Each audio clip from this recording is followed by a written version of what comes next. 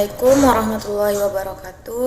Perkenalkan, nama saya Rahmawati Rizky dengan NIM 102201010024. Prodi Akuntansi Universitas Islam Indragiri dengan mata kuliah Etika Bisnis dan Profesi dengan Bapak dosen Pak Badwin SE MSI.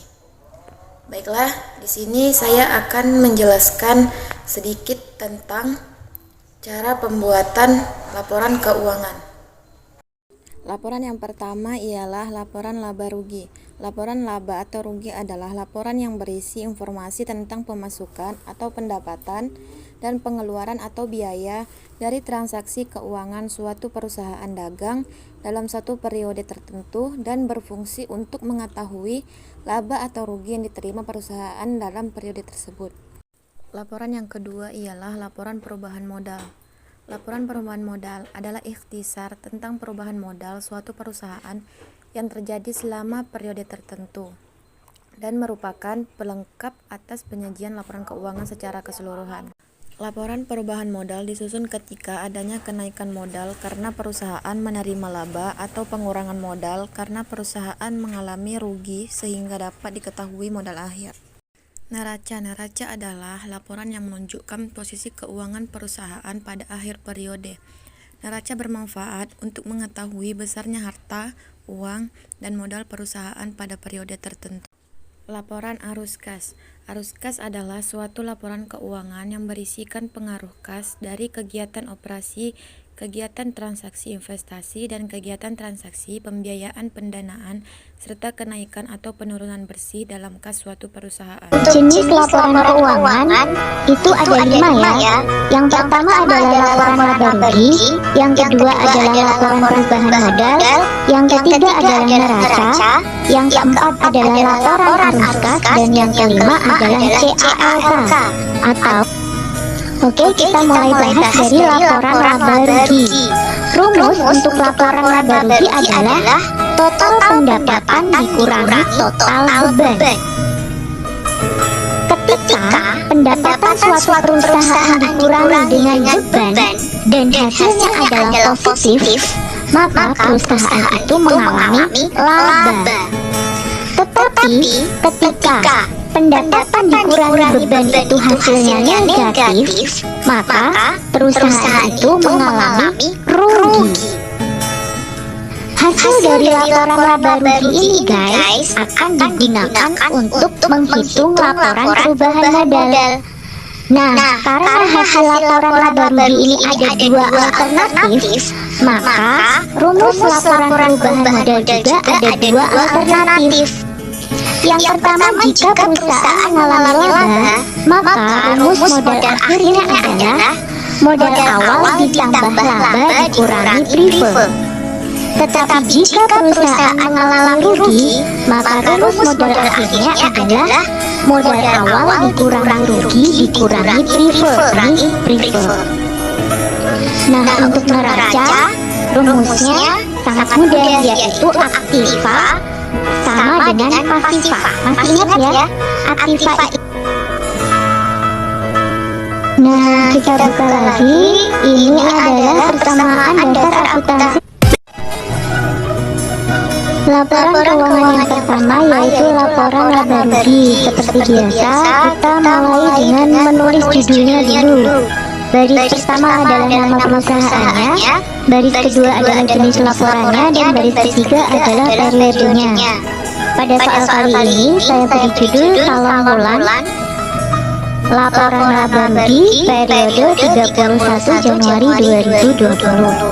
Setelah itu saya garis. Nah, kita susun laporan laba ruginya. Apa tadi rumusnya? Yaitu total pendapatan dikurangi total beban. Maka kita tulis dulu pendapatannya. Berapa pendapatan salon bulan? Ada yang masih ingat? Kita buka persamaan dasar akuntansinya tadi lagi, kita cek berapa pendapatan dari salon bulan.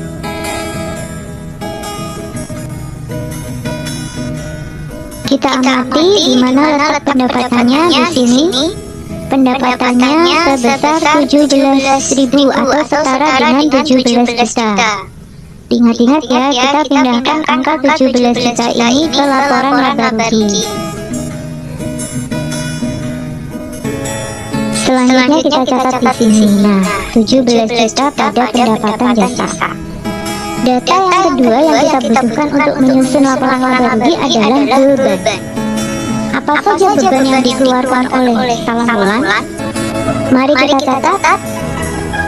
Beban sewa 3 juta, beban gaji 2 juta, beban perlengkapan 6 juta, beban penyusutan peralatan 1.800.000, dan beban listrik dan telepon 800.000.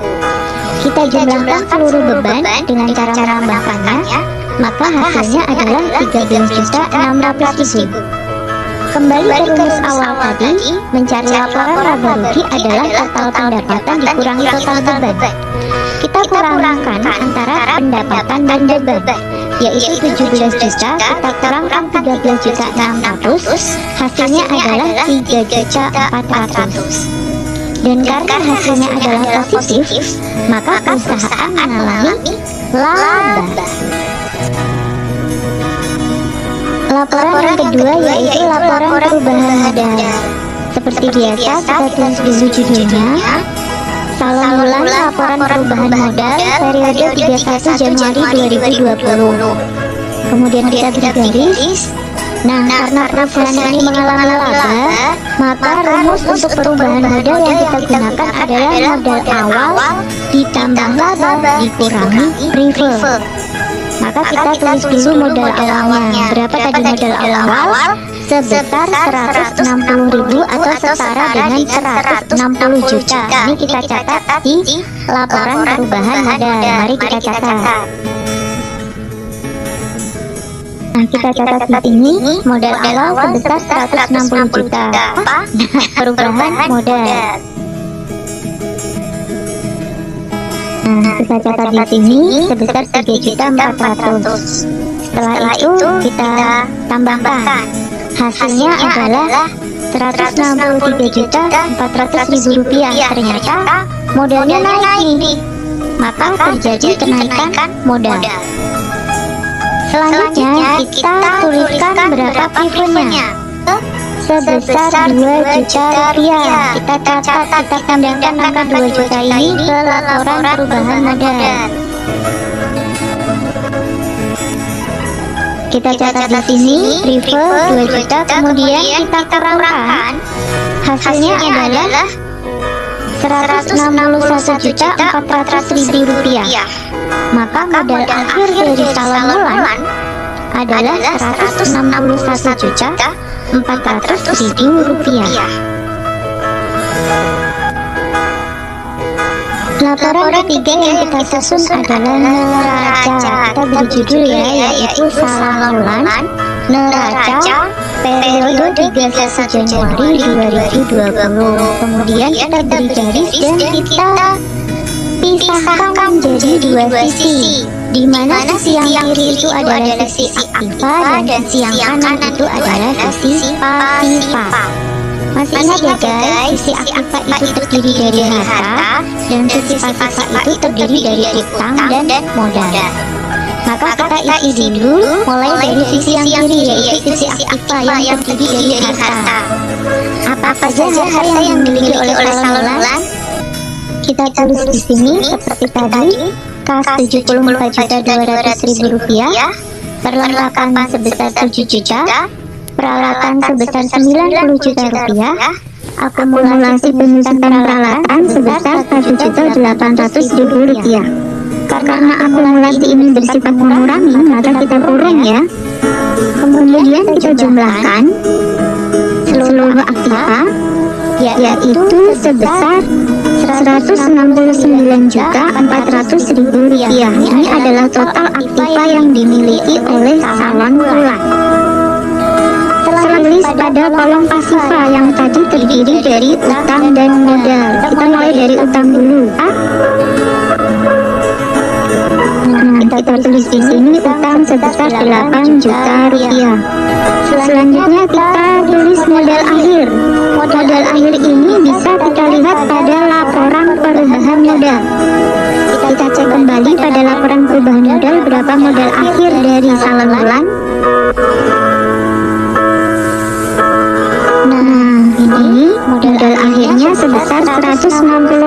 rupiah kita pindahkan angka sebesar 161.400.000 rupiah. Kita tulis di sini sebesar 161.400.000 rupiah. Kemudian kita jumlahkan pasukannya sehingga hasilnya menjadi 169.400.000 rupiah. Ternyata sama ya guys, antara aktiva dan pasiva, dan harus sama.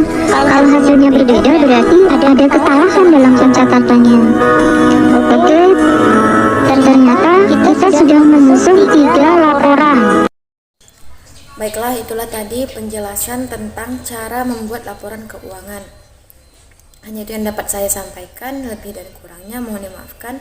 Wassalamualaikum warahmatullahi wabarakatuh.